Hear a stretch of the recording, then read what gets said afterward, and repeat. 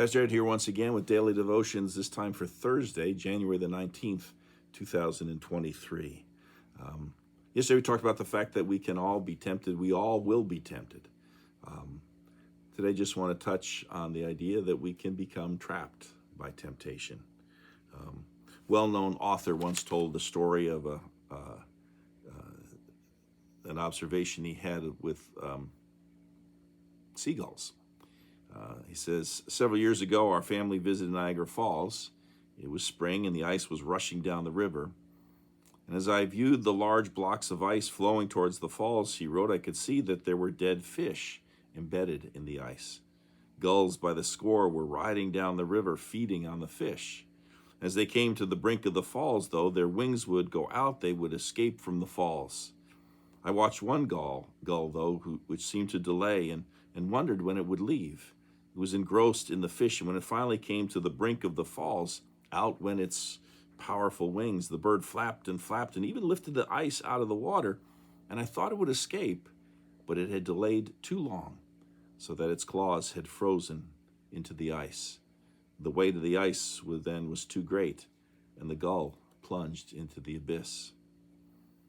How sad, he writes, that even though the bird had plenty of time to fly away, because it delayed, it paid the price. Now think of this story in terms of the Christian life. When we become overly enthralled with the things of this world, they can bring us down and cause us spiritual death. The finest attractions of this world become deadly when we become overly attached to them. If we cannot give up the things of this world and focus on Christ, we can't be used by him. Our eyes must be upward on Christ rather than downward on this world, he writes.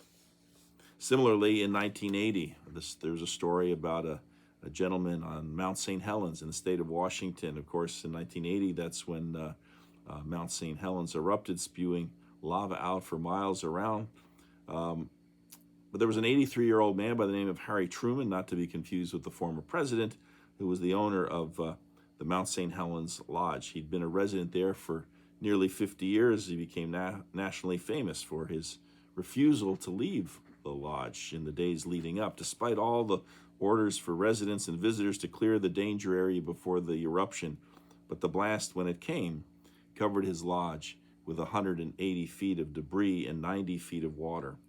He had expected lava flows, but thought that at worst he could be evacuated by a helicopter when the time came.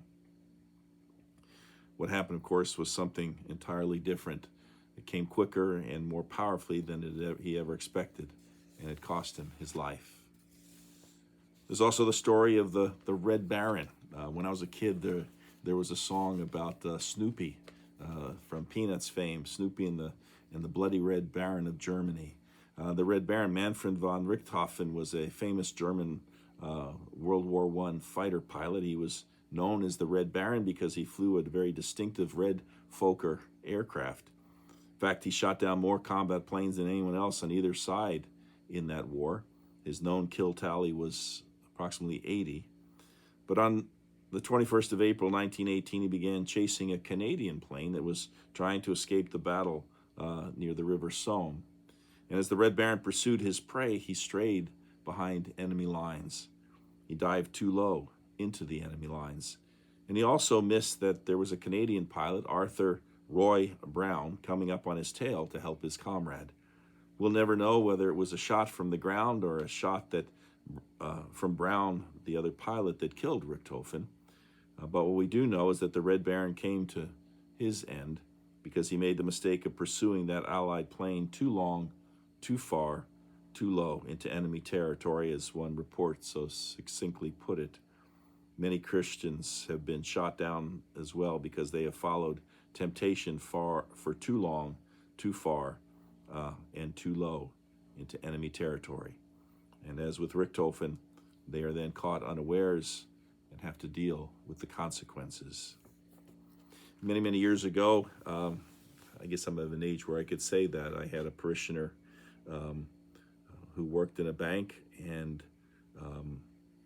much like the story I shared yesterday, but somebody in the business world that had control over sums of money, was tempted to to borrow from it. That's what happened to this woman. She had a wedding coming up, a daughter who was getting married, and she never intended to steal it. She just thought, was tempted to take a little bit of money to help pay for this wedding, with fully intending to pay it back. And unfortunately, she, again, gave in to the temptation. She was caught. She was very lucky that I don't believe she was prosecuted, but she was barred from ever working in the banking industry again, and she, of course, paid back the money. Sometimes we could stray too close, whether it's seagulls at Niagara Falls, or that gentleman on Mount St. Helens, or Baron von Richthofen. We could stray too close, be too tempted, and the consequences are tragic.